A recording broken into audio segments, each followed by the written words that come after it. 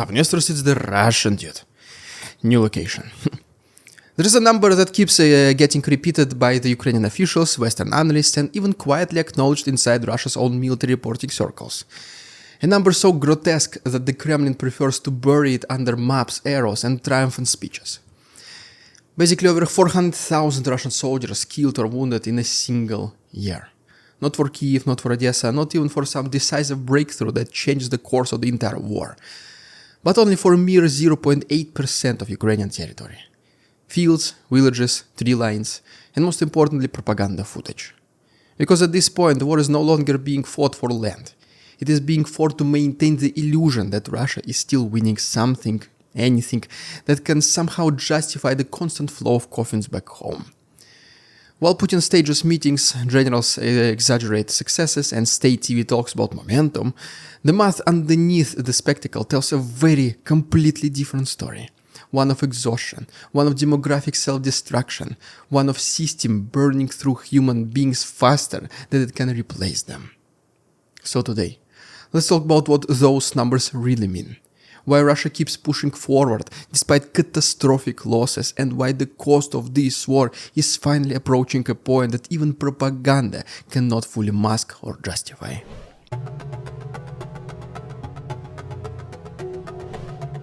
If you only watched Russian state television, you would think that 2025 was a year of steady, confident progress.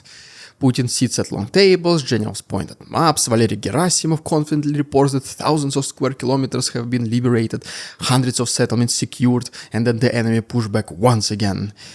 And then the same stuff next week, but anyways. Well, as you can see, the narrative is already awfully familiar. The language polished, the numbers suspiciously round. According to Gerasimov, Russia occupied 6,640 square kilometers of Ukrainian territory and seized 334 settlements in 2025 alone.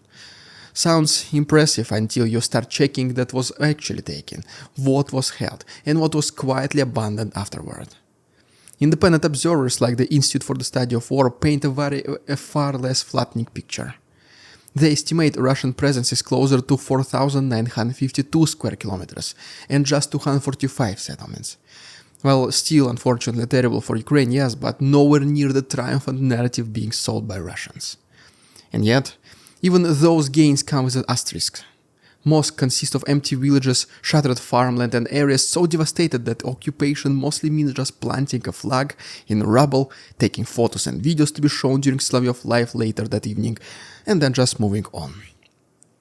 Ukrainian Commander-in-Chief Alexander Syrsky cuts through the fog with brutal simplicity. All of Russia's gains in 2025 amount to approximately 0.8% of Ukraine's total territory.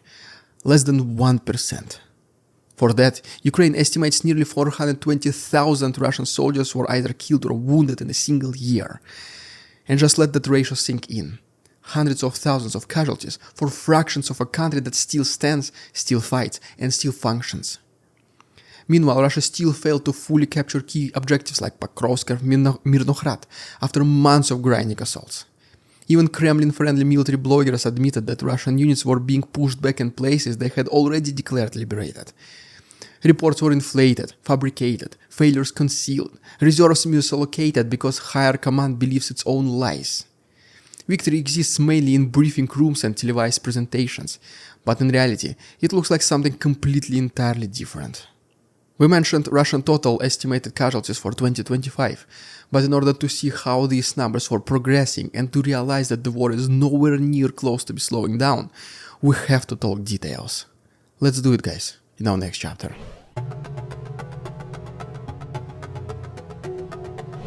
Numbers stop being abstract when you track them month by month. October 2025, 26,000 Russian casualties. November, 30,000. December, 35,000. That's not a spike, that's a trend. And those are only the losses confirmed by video footage, drones, and battlefield documentation. Ukrainian officials openly say that the real numbers are much higher. December alone, for example, marked a grim milestone. For the first time, Ukraine's drones units neutralized roughly as many Russian soldiers as Russia recruited in the same month. In other words, the war machine reached equilibrium. Everything Russia fed into the front lines was being erased almost immediately. That is a terrifying place for any army to be. To give you even more horrifying statistics, Russia officially claims it recruited around 403,000 soldiers in 2025, averaging just about over 33,000 per month. On paper that still barely keeps pace with losses, but in reality it does not. Because records are not interchangeable with experienced soldiers, because training takes time, because morale matters, and because Ukraine's kill chain has become brutally efficient. Drones now do what artillery once did, just faster, cheaper, and with much higher precision. Entire assault groups disappear before they even see the enemy. Ukrainian commanders openly state that unmanned systems are now responsible for eliminating tens of thousands of Russian soldiers and troops. That's not a future prediction, that is already happening right now. And the implications are severe. Analysts believe Russia is nearing the point where voluntary recruitment alone can no longer sustain the war. Evidence is already emerging. Territorial defense units in Belgorod, originally meant to guard the infrastructure, are now suddenly receiving heavy offensive equipment. Howitzers, thermobaric weapons, vehicles designed for frontline combat. These are not defensive preparations by any means. They are prepositioning reserves for deployment. And that is where the political danger begins. Because once Russia starts pulling active reservists and conscripts into Ukraine in large numbers, the war stops being something distant. No, it just comes home to almost every single family. And Putin knows exactly how risky that is. So, what are the alternatives then? Peace talks? Well, they kind of happen and they kind of not at the same time. Preparations are made, possibility of them happening is being discussed on the news around the world, and yet, when the time to actually sit down and talk comes, nothing happens. Ukrainians, Americans, Europeans are tired of this, and believe it or not, Russians are tired too. There are even some who dare to risk everything and voice their concerns out loud. Some even pay the highest price possible just for speaking what thousands are thinking of. Let's talk about it in our next chapter.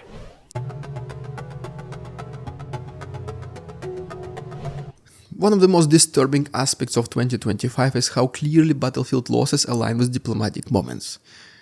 Russian casualties did not spike randomly, no. They surged whenever peace talks gained traction. When Trump and Putin spoke directly, when summits were announced, when Washington floated proposals. Each time Russia intensified offensives, the message was clear. Territory equals leverage. Bodies are bargaining chips. The Kremlin believes that if it can grab a little more land before negotiations solidify, it can demand better terms. So, guess what? It just throws men into the grinder faster. The BBC's analysis of Russian obituaries tells a chilling story. 40% more obituaries published in 2025 than the year before. In October and November, for example, over 300 per day on average. Cemeteries expanding, memorials multiplying, names appearing faster than they can be remembered. The human stories behind those numbers are even worse. Take Murat Mukashov, for example, a political activist, a man who protested police brutality, supported LGBT rights, condemned the invasion of Ukraine, and then backed Alexei Navalny. In early 2024, he was detained and charged with large-scale drug dealing. A familiar trick: face 10 years in prison, or just sign a military contract and all your sins are gone. At first he refused, he was then sentenced anyway, then prison did its work and Trump promised peace, and that's it, rumors spread. Mukashov calculated that signing up might get him out before a deal was reached, just what thousands thought, a gamble fueled by desperation. So he joined in November and, well, died in June, part of an assault squad in Kharkiv region. It's actually a miracle he survived for so long, because it was obvious since the beginning that the sole goal of his commanders was to get rid of him as soon and as quiet as possible. And that's it, so he became one more body added to statistics he once opposed. But Mukashov's story is not unique. In 2025, 1 in 3 Russian soldiers killed were so-called volunteers. Not military-trained people, not mobilized reservists, just ordinary civilians lured, pressured, or blackmailed into signing contracts they did not fully understand. Contracts that renew automatically, contracts with no expiration, contracts where the only guaranteed exit is death. Local governments hunt debtors, recruits in universities appear, offer 10 millions of rubles that most will never see, and the Kremlin calls this voluntarily. I mean, if that's the case, then sure, Russian military is full of volunteers fighting for an idea.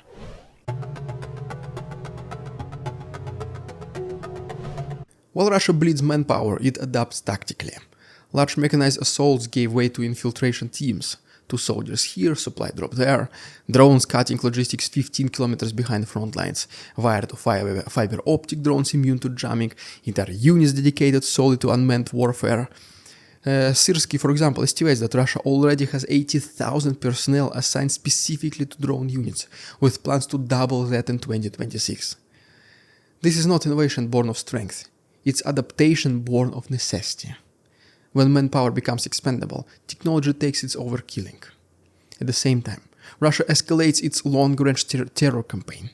In 2025 alone, it launched over 54,000 attack drones and nearly 2,000 missiles at Ukrainian cities, hospitals, power plants, and homes. Even modified Shahed drones now carry manpads designed to shoot down aircrafts hunting them. The battlefield stretches far beyond the front line, and accompanying it is a parallel informational war. Fake assassination attempts, invented airstrikes, narratives aimed at foreign leaders as much as domestic audiences. I mean, Putin personally calling Trump to sell a story he himself later doubted. Lies just layered on lies, all to justify continuing the escalation. At this stage, the war is not about victory, it's about momentum theater. Russia trades tens of thousands of lies for incremental gains that barely register on a map, hoping that those gains translate into negotiating leverage. Over 400,000 killed or wounded in 1 year for less than 1% in Ukraine. That's not strategy. That is desperation institutionalized. The recruitment system is cracking. The casualty curve is accelerating. Reserves are being quietly prepared. And the illusion that this war can continue without touching mainstream Russian society is now fading. Fading slowly, reluctantly, but inevitably. History rarely ends with a sudden collapse. More often it unravels under the weight of numbers no one wants to look at. Russia is running out of men faster than it is running out of lies. And eventually, even the most carefully staged meetings cannot hide a simple one truth. Not a single empire survives by turning its population into expendables. Well, there you have it, guys. If you haven't done so already, please subscribe to my channel for more videos like this. If you wish to support our work, the links down below. Thanks so much for watching. See you tomorrow. We won't succumb to their tricks, the facade they try to sell. Their twisted words and feeble claims on us all they cannot quell. We see through their lies, their feeble attempts to sway. We do not believe in